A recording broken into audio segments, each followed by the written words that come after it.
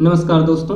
तो आज मैं फिर से एक बार बात करने वाला हूं आपके IT tools and network basics के introduction to computer chapter number 1 के कुछ हमारे जो महत्वपूर्ण एमसीक्यू हैं उनके बारे में। तो यहाँ पर साथियों, यदि आप हमारे चैनल पर नए हैं तो हमारे चैनल को कृपया सब्सक्राइब जरूर करें और बेल आइकन को अवश्य प्रेस करें। यहाँ पर मैं सबसे पहले क्वेश्चन की बात करूँगा। यहाँ पर देखें आप क्वेश्चन क्या कह रहा है और हम इसके बारे में थोड़ा सा डिस्कस भी करेंगे। सबसे पहला क्वेश्चन आपके सामने है, विच मेमोरी इज परमानेंट स्टोरेज। यानी कि साथियों, निम्न में से बताएं ऐसी कौन सी मेमोरी है जो हमारी एक परमानेंट स्टोरेज है, यानी कि अस्थाई भंडारण है। तो यहाँ पर हम जानेंगे साथियों कि हमारी परमानेंट स्टोरेज में वह मेमोरी कौन सी है साथियों। तो हम यहाँ पर अपने ऑप्शंस के बारे में थोड़ा सा देखते हैं कि जो हमारे यहाँ पर ऑप्शन दिए गए हैं। पहला ऑप्शन आपके सामने है रैम। क्या है? रैम। रैम का फुल फॉर्म क्या होता है? यदि आप जानते हैं तो कमेंट बॉक्स में जरूर कमेंट करके बताएं। दूसरा ऑप्शन है ईपी रैम, नेक्स्ट है रोम और तीसरा है यस रैम। हम जानते हैं साथियों की जो मेमोरी होती है यह दो प्रकार की होती है। एक होती है आपकी प्राइमरी मेमोरी और दूसरी होती है सेकेंडरी मेमोरी। और प्राइमरी मेमोरी में हमें दो प्रकार पढ़ाए जाते हैं, यानी कि हम कौन सा, एक रैम होता है और दूसरा रोम होता है।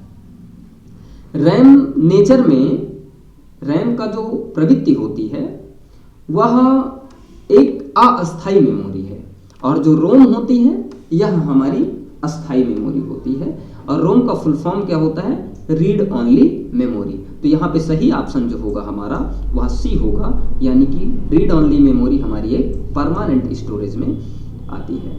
नेक्स्ट अगला क्वेश्चन है हमारा, द लैंग्वेज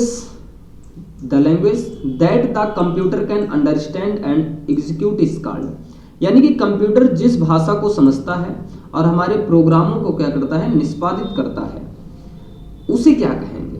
यानी कि कंप्यूटर जिस भाषा को समझ सकता है और प्रोग्रामों को निष्पादित कर सकता है उस लैंग्वेज को क्या कहा जाता है। तो हम जानते हैं साथियों कि जो कंप्यूटर लैंग्वेज समझेगा वह होती है 0 और 1, यानी कि 0 एंड 1। और ये जो 0 और 1 होती है यह हमारी कौन सी भाषा कहलाती है? मशीनी लैंग्वेज कहलाती है। तो यहाँ पर आपका जो सही ऑप्शन होने वाला है वह ए है। नेक्स्ट क्वेश्चन है साथियों, what is the refresh rate of a computer screen. What is the refresh rate of a computer screen measured in. यानी कि कंप्यूटर स्क्रीन की रिफ्रेश रेट किस प्रकार से मापी जा सकती है। तो हम जानते हैं साथियों कि जो कंप्यूटर स्क्रीन की रिफ्रेश रेट होती है वह हर्ट्ज में मापी जाती है। याद रखें आप, किस में मापी जाती है? हर्ट्ज में। तो इसका सही ऑप्शन डी होगा। अगला क्वेश्चन है साथियों यहाँ से, which unit of a computer. देखें आप, which unit of a computer controls all the overall giving instructions to them and controls the overall working of a computer। यानी कि कंप्यूटर में ऐसी कौन सी इकाई है जो कंप्यूटर को दिए गए सभी निर्देशों को नियंत्रित करती है और सभी कार्यों को क्या करती है? नियंत्रित करती है। तो हम जानते हैं साथियों कि जो कंप्यूटर होता है, कंप्यूटर में ब्रेन ऑफ कंप्यूटर जिसे बोला जाता है वह होता है कौन? आपका सीपीयू होता है। कौन होता है? सीपीयू। और इस सीपीयू में इसके 3 पार्ट होते हैं। कितने पार्ट होते हैं साथियों? 3 पार्ट होते हैं।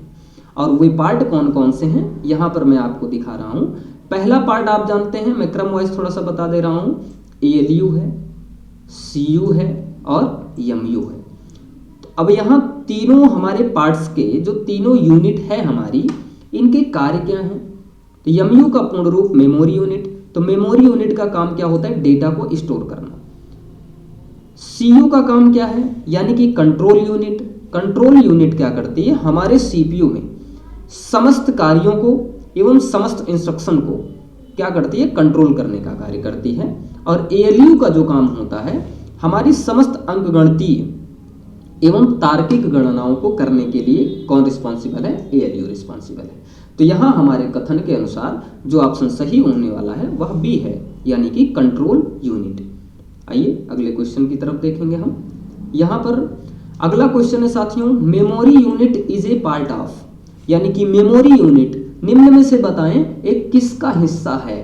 तो अभी मैंने जस्ट इसके पहले वाले क्वेश्चन में मैंने जिक्र किया कि जो मेमोरी यूनिट है वह किसका एक हिस्सा है, यानी किसका पार्ट है, तो हम जानते हैं साथियों वह सीपीयू का ही एक पार्ट है, यानी कि सेंट्रल प्रोसेसिंग यूनिट का ही एक पार्ट है। अगला क्वेश्चन है साथियों यहाँ पर आपके सामने लिखा है which unit controls the flow and manipulation of data and information. अभी मैंने बताया कि आपका सीपीयू जो होता है वह 3 यूनिट से मिलकर बना है। वह कौन सी है हमारी, वो है एलयू, एमयू और सीयू। तो यहाँ पे आपको बताना है ऐसी कौन सी यूनिट है जो हमारे डेटा और हमारी इंफॉर्मेशन को क्या करती है, ये मैनिपुलेट करती है। तो यहाँ पर हम जानेंगे कि वह यूनिट हमारी कौन सी है, सीयू है, यानी कि कंट्रोल यूनिट है। आइए अगले क्वेश्चन की तरफ बढ़ें। नेक्स्ट क्वेश्चन आपकी स्क्रीन पर है the earliest calculating device are, यानी कि हमारे सबसे शुरुआती गणना यंत्र में, हमारे गणना उपकरणों में कौन सा उपकरण था। तो हम जानते हैं साथियों कौन सा था, वह आबेकस था। तो याद रखें आप कि सबसे पहला जो गणना यंत्र था हमारा वो कौन सा था, आबेकस था। नेक्स्ट क्वेश्चन आपकी स्क्रीन पर है, देखें the process of retaining data for future use is called, यानी कि भविष्य में हमारे डेटा को उपयोग करने के लिए उसको सुरक्षित रखने, ध्यान दें क्वेश्चन की तरफ आप, भविष्य में उपयोग के लिए डेटा को बनाए रखने की जो प्रक्रिया होती है उसे क्या कहा जाता है। अगर हम किसी चीज को क्या करेंगे, अगर हमें भविष्य में उसका उपयोग करना है तो हम लोग उसको सुरक्षित रखेंगे, यानी कि सेव करके रखेंगे, और उस प्रक्रिया को हम क्या कहेंगे साथियों, हम उसको स्टोरिंग कहेंगे। यानी कि किसी भी डेटा को यदि मैं स्टोर करके रख लेता हूं तो भविष्य में हम उसका उपयोग कर सकते हैं।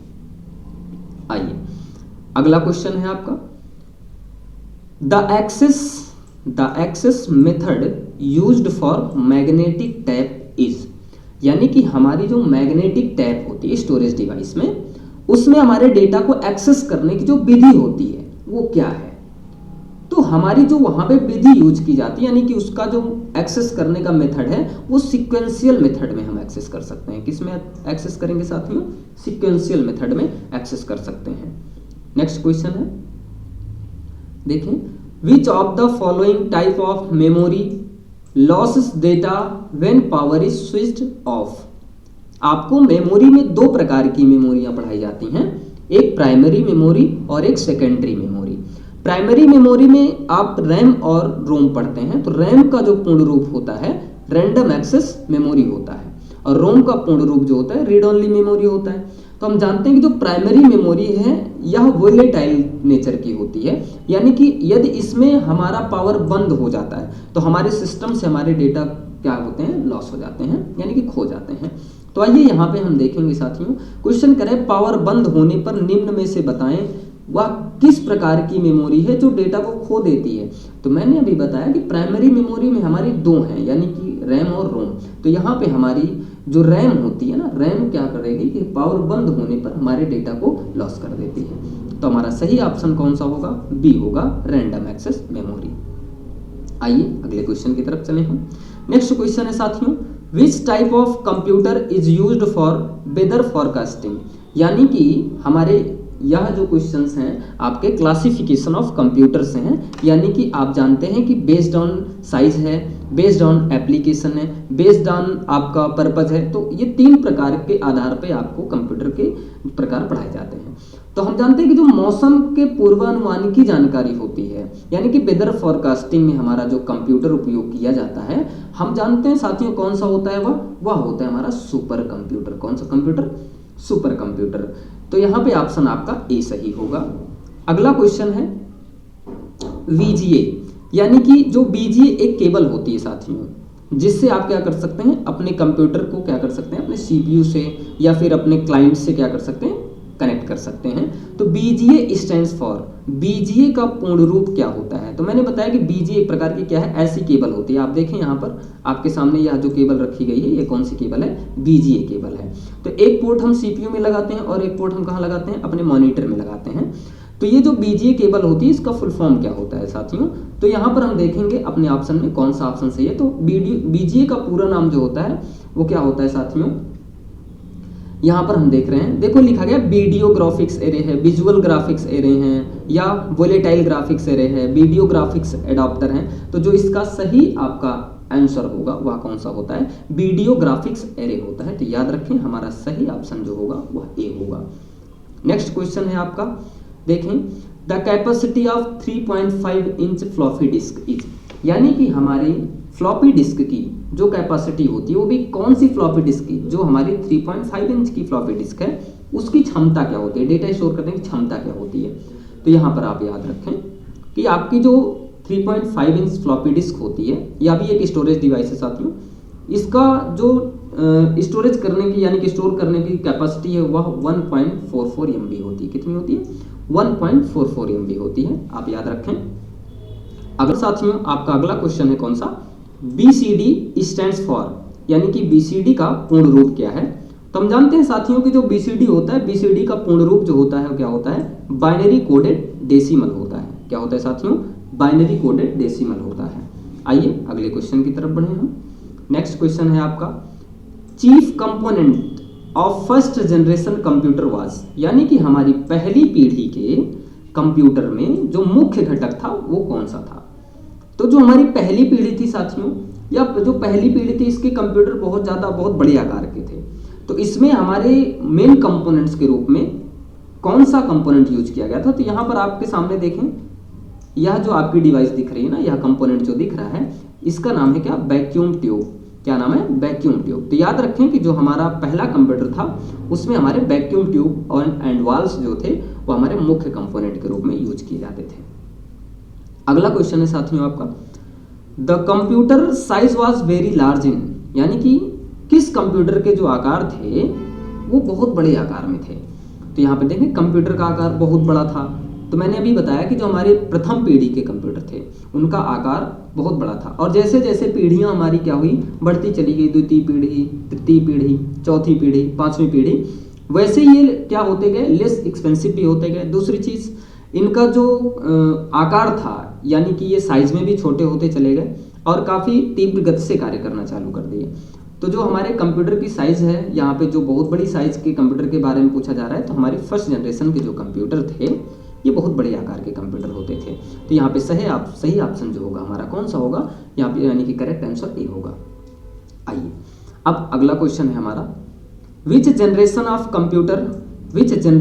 Computer is still under development, यानी कि कंप्यूटर के अंदर ऐसी कौन सी पीढ़ी है जो अभी भी विकास के अधीन है, यानी कि अभी भी उस विकास हो रहे हैं हमारी उस पीढ़ी में।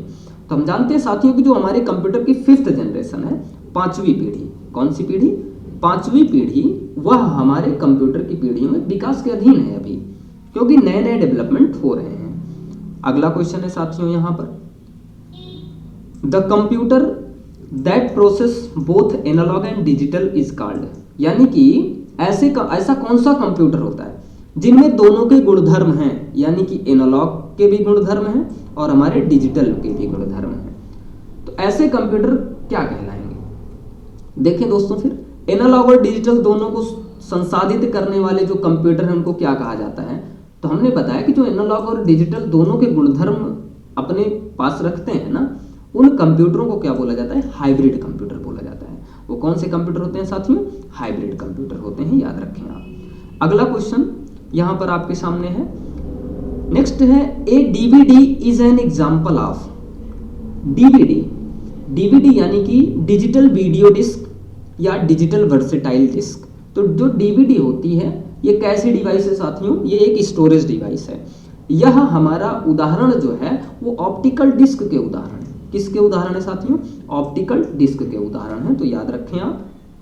नेक्स्ट क्वेश्चन है, यहाँ पर लिखा गया है, the smallest unit of storage is, यानी कि हमारे स्टोरेज की सबसे छोटी इकाई क्या है। तो मैंने पहले भी चर्चा कर रखा है आपसे कि जो हमारे मेमोरी यूनिट की सबसे छोटी इकाई होती है वह क्या होती है, हमारी बिट होती है साथियों।